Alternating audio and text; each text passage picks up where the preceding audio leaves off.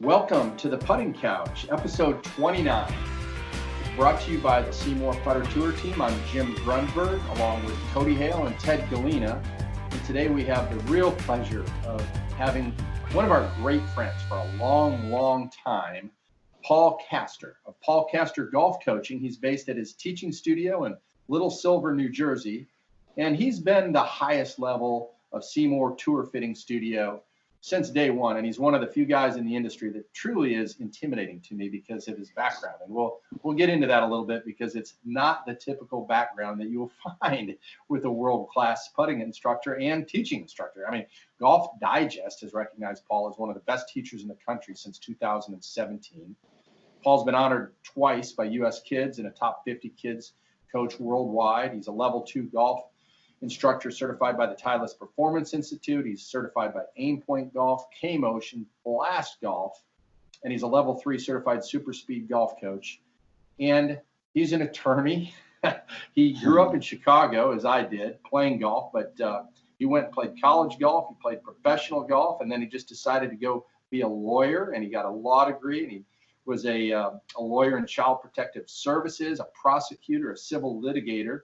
And then he brought his passion for golf back to teaching. And I think that is, you'll learn very quickly why he is such a great person to work with in golf, because he's just such an interesting guy and has such a great background. And he finally ended up coming back to what he truly loved, which is golf. So Paul, with that, welcome to the Putting Couch. Great to have you here.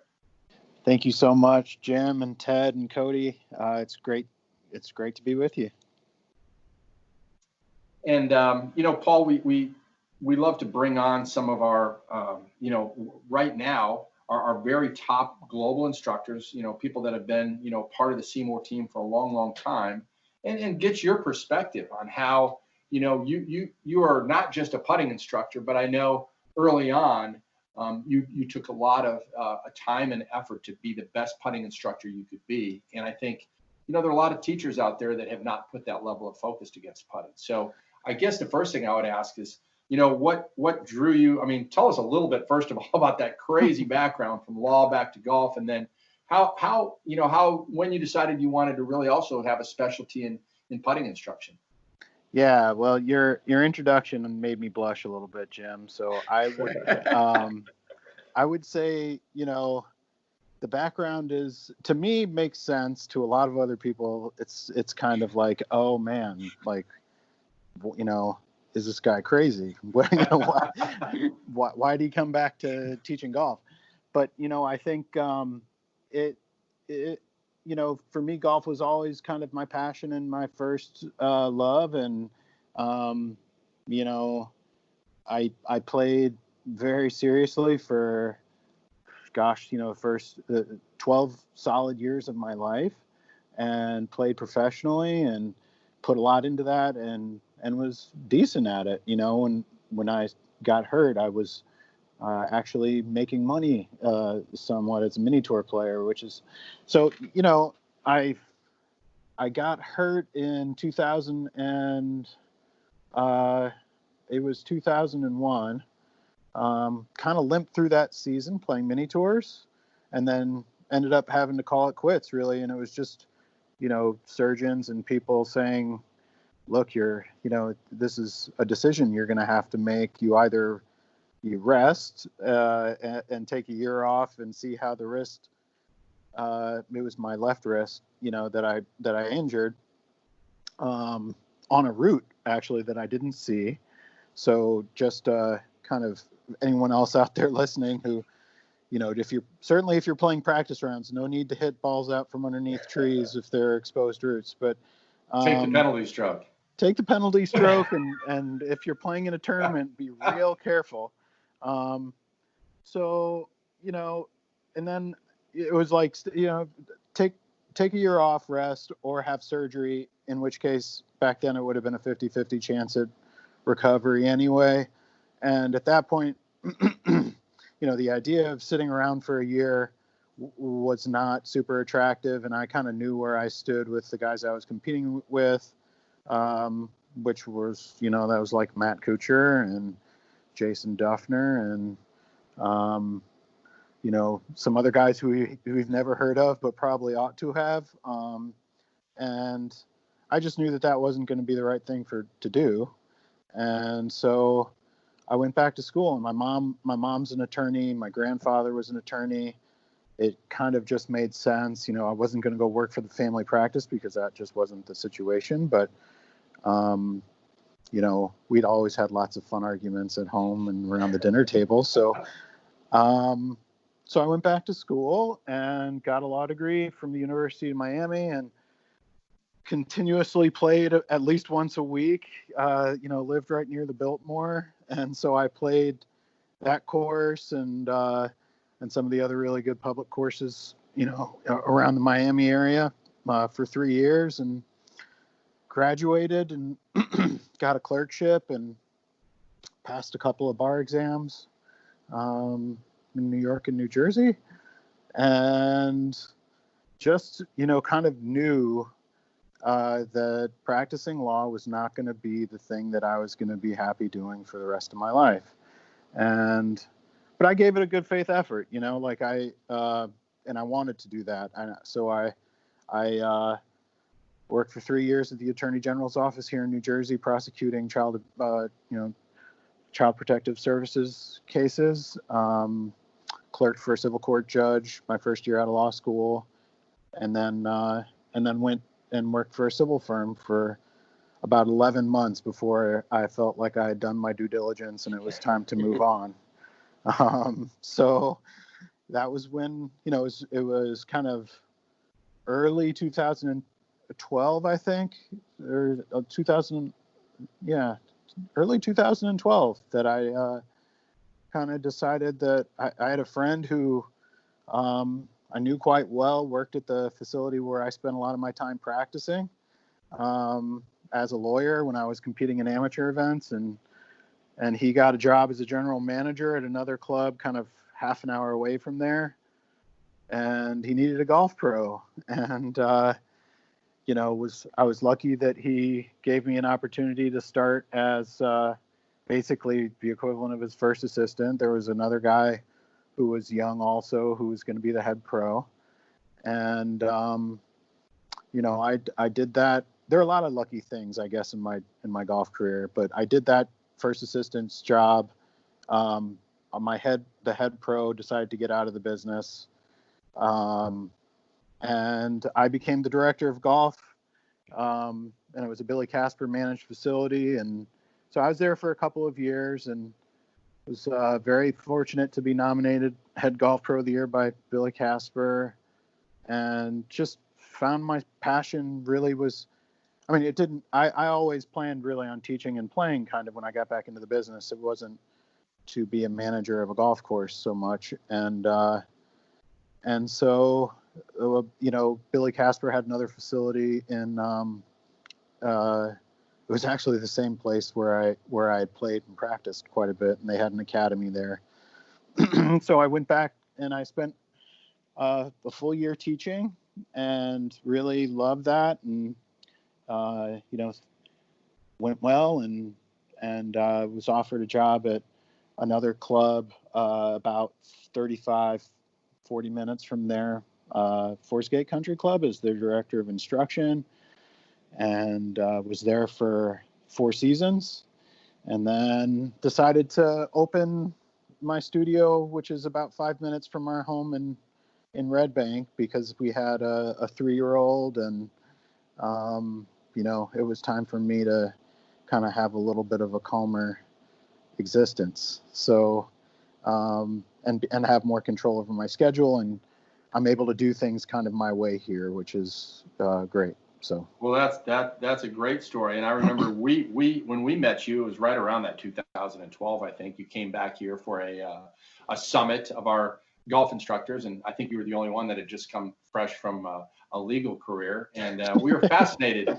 But you had such a passion for, at the time, putting instruction and fitting, and I think you were just kind of getting back into it, but you had clearly identified that as sort of one of your early opportunities. So tell us a little bit about how that passion came about and what you did with that to take that to teach so many juniors and players of all levels how to become better putters, the part of the game that is 40% of the game? Yeah, I think it's 45%, depending right on the person's handicap. And I think it came really it was born out of personal experience, sort of. I was an extremely good ball striker. I mean, not to sound immodest, but that was definitely my strength. And, using stats programs and stuff with myself and my clients, it was always something that kind of stood out for me. But I would say I was a streaky putter at best. And that was even after putting lots and lots of work in. And I just kind of knew that was the thing that held me back. Mentally, it held me back. It held me back from feeling as though on a given week or day, I could just, feel comfortable that I was going to go out and be competitive. And that was, I knew that very few people taught putting because I had tried to get help. And, it was something that early on when I started teaching again, I saw very quick changes in players' confidence generally when I helped them be better putters. And so, it made a lot of sense to me to focus on it. And, we're not knocking it stone dead all the way around the golf course, no matter who you are. So if you can learn how to control your speed and get the ball at least around the hole in a couple of strokes when you hit some greens, and things change, and you start to feel like you can get the ball up and down more easily, and all of a sudden you feel comfortable on the golf course. So that was kind of, I think, why I wanted to really figure it out for myself. And I was competing a lot then too. Right that first year back, I qualified for the Metropolitan Open, which used to be a PGA Tour event here in our area, and competed quite a bit really into like 2016. And as my putting improved because of the things that I was learning and because I was teaching so much, I became much more competitive. I felt much more comfortable just showing up and playing without a ton of practice, to be honest. And it just made sense to me, to make putting kind of a cornerstone of what I was doing. Paul, what was it that helped you sort of turn the corner on your putting? I would say it was a combination of things. The first thing was I learned that I didn't know how to aim a putter, and that is such a key, right? I mean, being able to aim a club the putter consistently, and then return it to square is really one of the most essential things that you can learn to putt better. And then I also eventually became aim point certified, but I learned aim point pretty early after kind of coming back to the game. A friend of mine was certified, and I went to a couple of his clinics. And, it was kind of a light bulb thing for me. And so I realized that for me, I was not a very consistent green reader. And the combination of being able to actually see my lines and know and have confidence that I was reading greens correctly, and then being able to aim the putter and control my speed, things changed really like massively for me in terms of how I felt. And yeah, I mean, in 2015, I got through local qualifying for the U.S. Open and won a Pro-Am, made 9 birdies. And I guarantee you, as much as I was teaching and busy as I was back then, that round would never have happened before without, understanding the stuff that I knew at that point. So yeah, that's a kind of a rambling answer to your question. So bottom line is the SeeMore Putter helps you Yep. get perfect alignment and fundamentals, and then you combine that up with your aim point, which helped you learn to read greens. So you kind of, those two things together put you in a position where you really never felt that way before, and that's what you can now pass on to your students. Yeah, well, I think the SeeMore putter made a big difference for me, being able to aim, and that, you know, I've seen it over and over again with my clients. I think I've had maybe 2 or 3 in the last like 8 or 9 years, so I haven't switched around nearly as much as I felt I needed to before. Mainly it was like to have like a different suit of clothes, you know. Yeah. Wasn't really because the putter didn't work anymore. And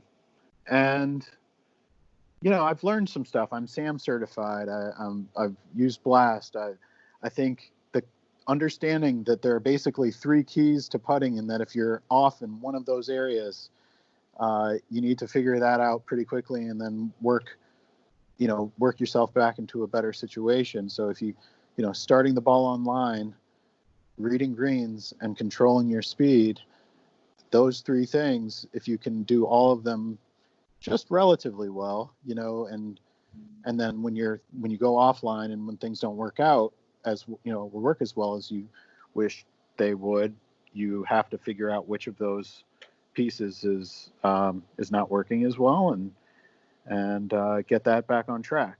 And so that's kind of those are the cornerstones of how I teach putting now. And there are a lot of different tools that we can use to work on all of those things. I believe that I don't think that aim point can hurt anybody. I teach it very simply.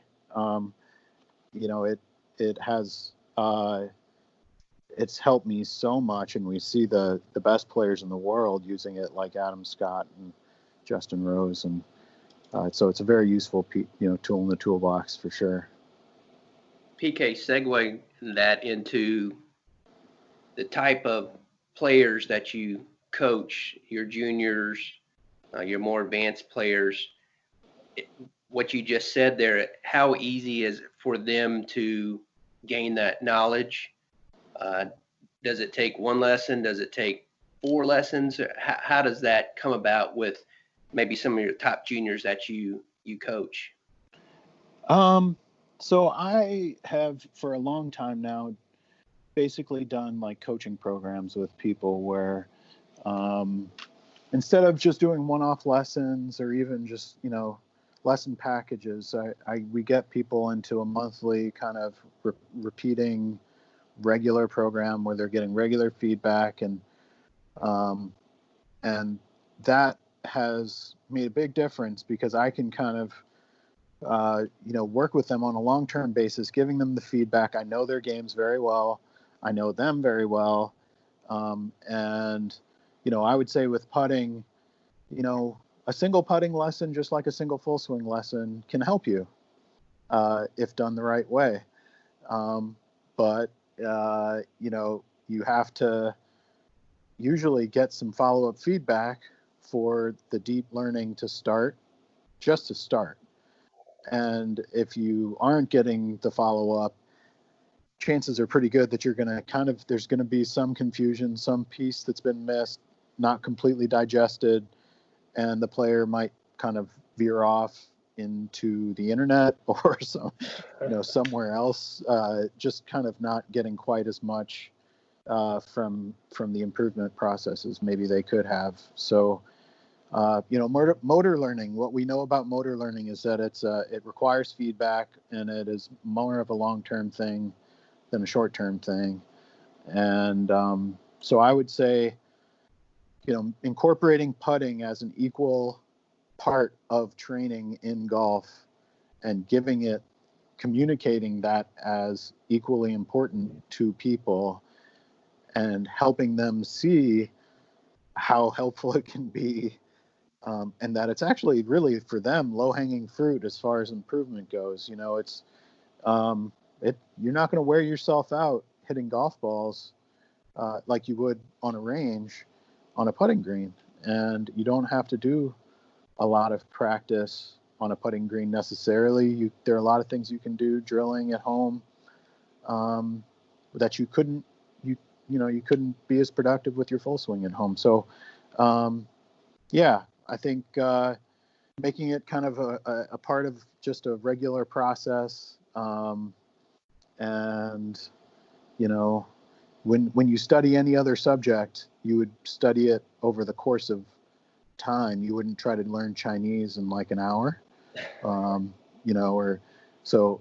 It's kind of the same concept, I guess. Yeah. Go ahead. During your programs, like you mentioned, we've got to have proper feedback, and we have to have repetition. So we always talk about how much practice are you willing to put in to gain this. And like you mentioned, a lot of it can be, and putting can be done at the house. When you come in and you offer a program to some of your students, how much of it is on putting, and how much practice are you asking or requiring of them to put in when they leave you to sort of implement some of the changes maybe that you guys are working on? Almost people don't come to golf because of putting. And so almost always, when they come, and I love putting now, but the reality is that people love hitting the golf ball. And so I find that I kind of have to prod them to start working on their putting as part of the improvement plan, right? The process. And that once we are able to get that going, then I can kind of, because I'm using stats programs and I can show them numbers in black and white in terms of, where they're losing strokes. See how well they're improving. See how well they're improving. See if putting is truly the thing that's holding them back from achieving their goals. And then, if we need to make that a priority, we make it a priority until it's a strength. So, I think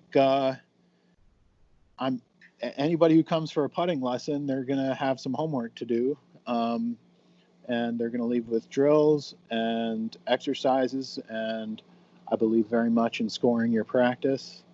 So, we give them ways of doing that, scoring drills and keeping track, and making sure that they can measure the improvement, so that they can see something tangible every day, whenever they're practicing, not just a change in stats over time.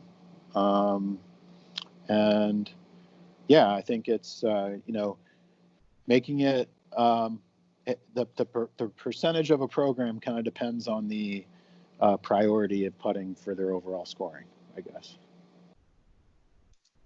Well, what I've heard, Paul, is that, you yourself obviously believe that, golfers, they don't come to golf for putting, but they can learn to love putting. And in order to learn to love putting, I mean, obviously it carries over if they've got a passionate golf instructor like yourself who's gone through all these situations yourself. And, you've mentioned that, you're a user of SeeMore, you believe in it. You've used 3 SeeMore putters in 9 years, and you use the rifle scope technology, which, has some training aid aspects to it, right? I mean, a lot of times those of us that are with SeeMore, we're asked, that's almost like a training aid. But, instructors like yourself will tell us that's a great thing, because it's one of these training aids that you can work with them on setting up their practice. But then when they go out on the golf course, it's maybe a little reminder of those things that you're working with them on. And it's not just a one-time lesson. If you want to be a great putter, it's just like being a great ball striker, right? Commit yourself to the long term. So, and I know you've shared many photos and stories of some of your great students that have gone on and achieved great things with their SeeMore putters. And, you've proudly sent us, I think pictures of those types of things. So tell us how the SeeMore putter allows sort of you to have even a little bit more of a connection that maybe can help somebody enjoy putting more and maybe get the message a little bit easier so that they can start to fall in love with putting versus just have it be a part of the game that they just sort of dabble at.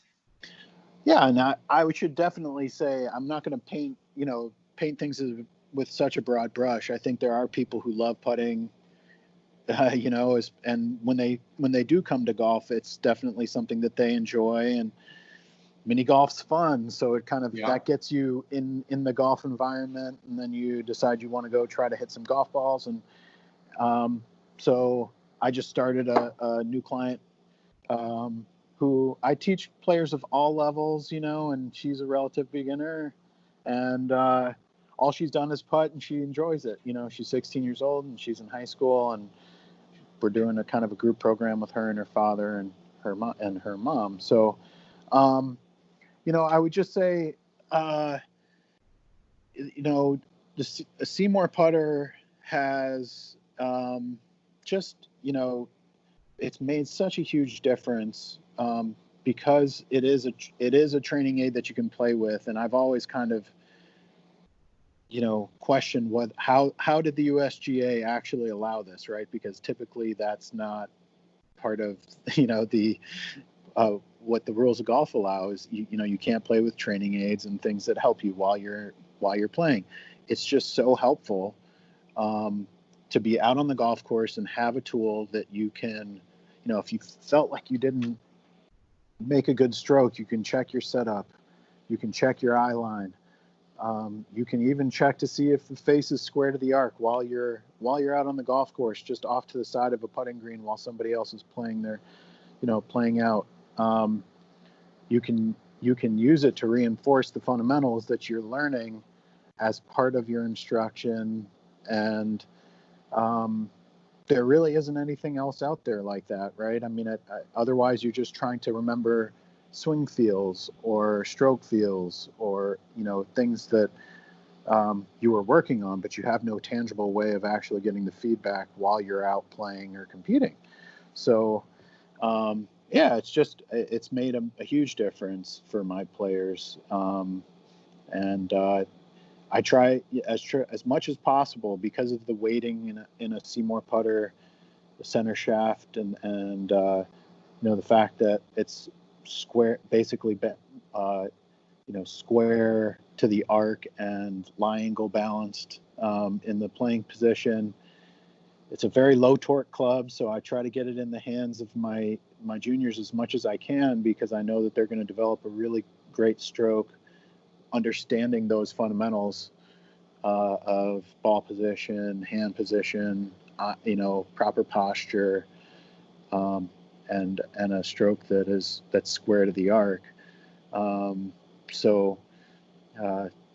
That's kind of why I've consistently used it over time, aside from being great friends with you guys. Yeah. But, in these low scores out there that you're shooting in professional events, I mean, I know that, the proof is always in the pudding here. And as you said, I mean, you're a full-time instructor who still has been able to go out there and compete very, very well in your own events, which is fantastic. And I know that, when people come to see you, I mean, I think that background, that credibility is there, Paul, that you're out there competing and playing as well. And again, I would assume that, I mean, some of your students probably are, hey, they just want to get better. They want to enjoy the game more. Maybe their goals aren't that high, but you're always trying to help them find some way that they can get better. And then I'm sure you have a lot of juniors that are coming to you where the whole family is all in on this junior, and it's, we're going to give this thing a run all the way to the US Open. So you have different expectations, I know, with your different types of clients. Tell us a little bit about how you have to change your message with those different levels of players. Yeah, sure. I really enjoy teaching people of all different levels, and I like growing the game of golf and helping people enjoy it. And, the game hasn't been in the greatest shape necessarily over the last few years, and I feel like we're going through, just as this crazy, kind of happenstance with coronavirus, and rounds are up almost 100% here in New Jersey. We've got tee sheets that are full until 5:30 in the afternoon on weekdays, and the game is just doing great as far as people's interest in it, which is awesome. So I want to help people play and enjoy it. And so I do have, very beginner clients and people who maybe there's one golfer in the family who's serious and now he wants everyone else to be involved, or she, And, I also, coach players who played in the PGA last year, and some very, very serious juniors. And so, I think it's all about managing people's expectations, really. And in life in general, if we can manage our own expectations, that's useful. And I think, when you're first learning how to play, we're just trying to help somebody understand very basic keys so that they can go out and get the most out of their practice time, because they're not with me very much. And I don't expect people to be with me all the time. Typically I see a client every couple of weeks, maybe even once a month. So I want them to have some really big, and some good content and some understanding of what their keys are, so they can go out and practice productively and improve. And with beginners, it's, you have to communicate very simply and not overwhelm people with a lot of information unless they ask for detail. And with very competitive kids, like a lot of the junior clients that I have, it's I think oftentimes there are golfers in the family who are very serious too, or were good, pretty solid players, sometimes just recreational golfers. So there's an understanding of the game, but then there's also more information than there ever has been in the history of the game available on the internet. And so trying to kind of clear out some of the static of all of that and give those same important priorities that somebody needs to be working on to the exclusion of everything else, right? With clarity and just being able to go out and really focus on those keys for them, and then come back and get some reinforcement and get some feedback, and then move on to the next priority. And, really solid adult, competitive players, they know a lot. They oftentimes know just as much as me. We just, they need another set of eyes, and they need somebody who they can communicate with. And I use a lot of technology when I'm teaching full swing and putting,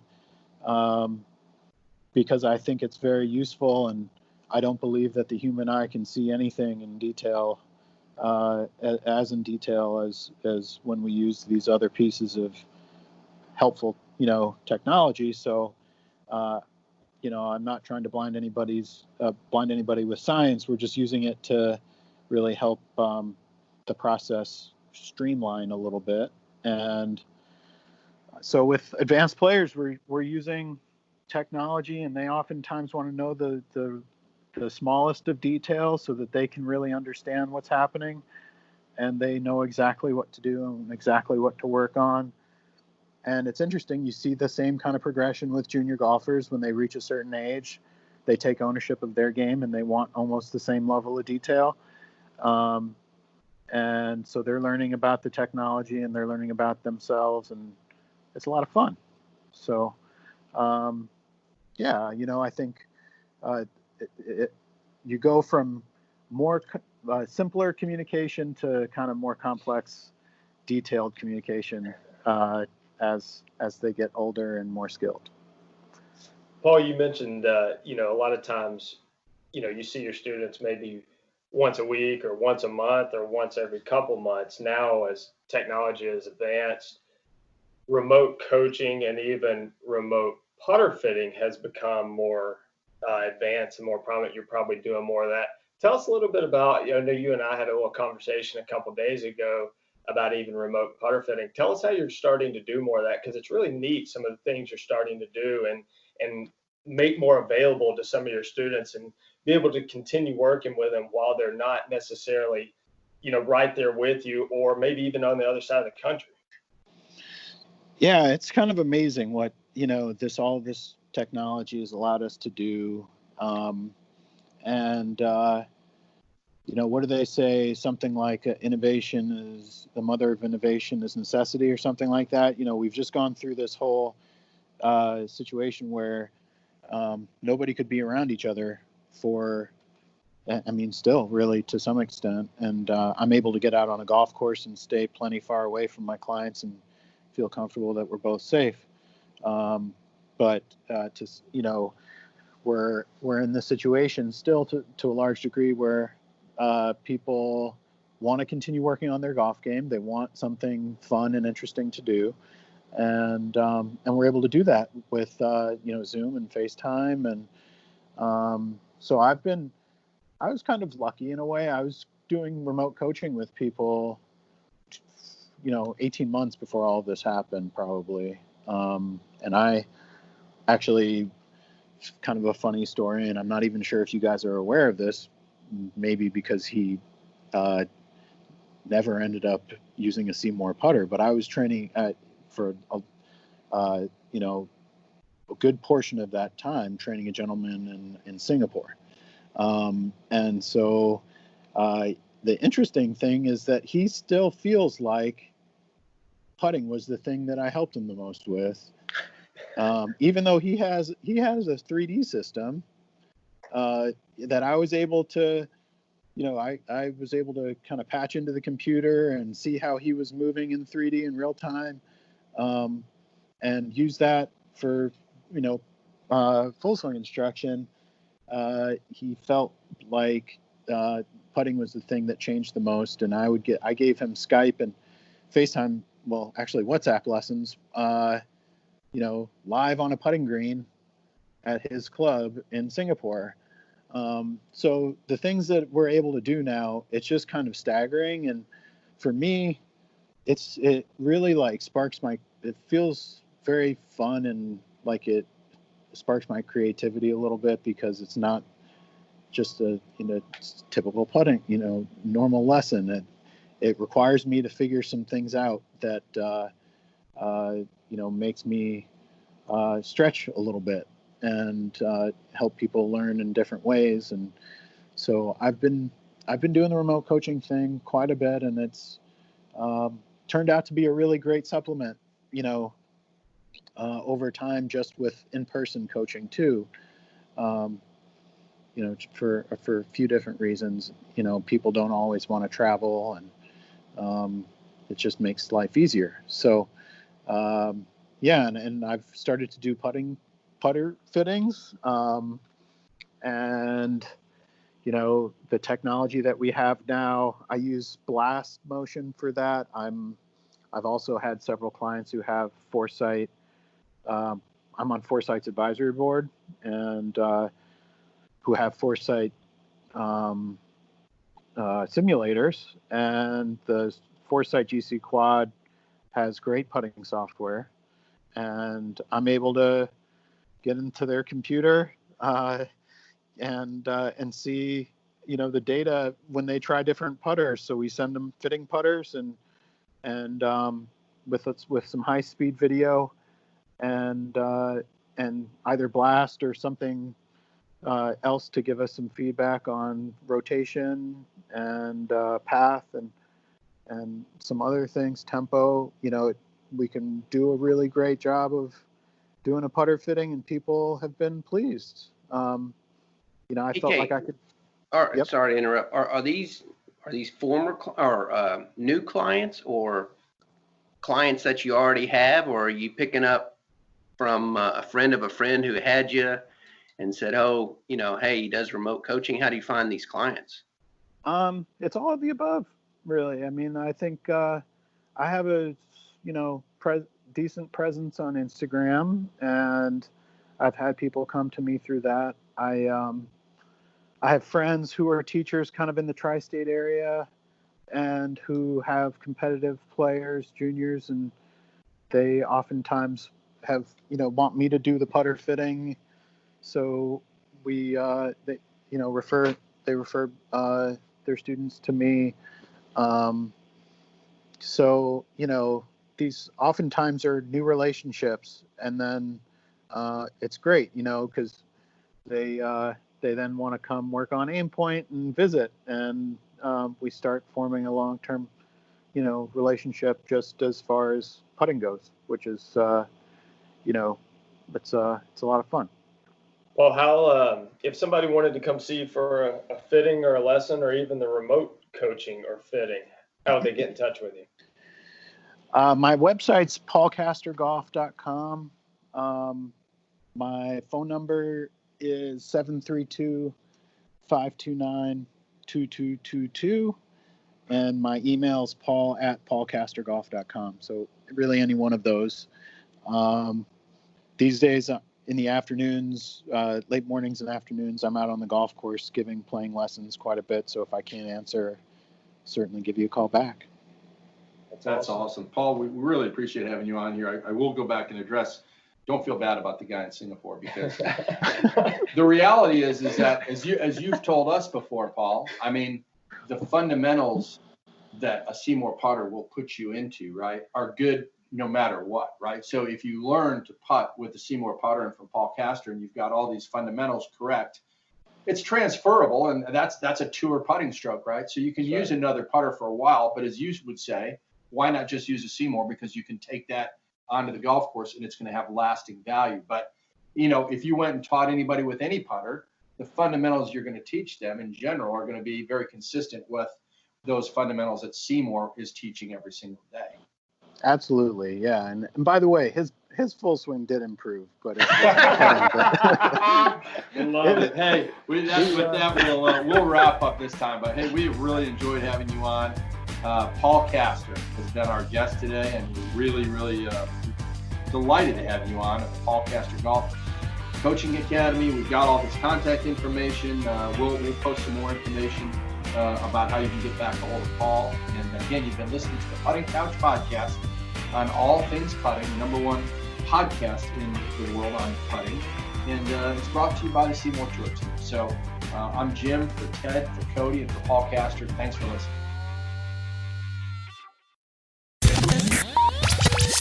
We appreciate you joining us. If you haven't subscribed to the show, make sure you do wherever you're listening. Be sure to leave a rating and review, because that's how we get the Putting Couch Podcast content in front of more people. Also, take a screenshot and share it on social media and tag us at SeeMore Putters or #TeamSeeMore.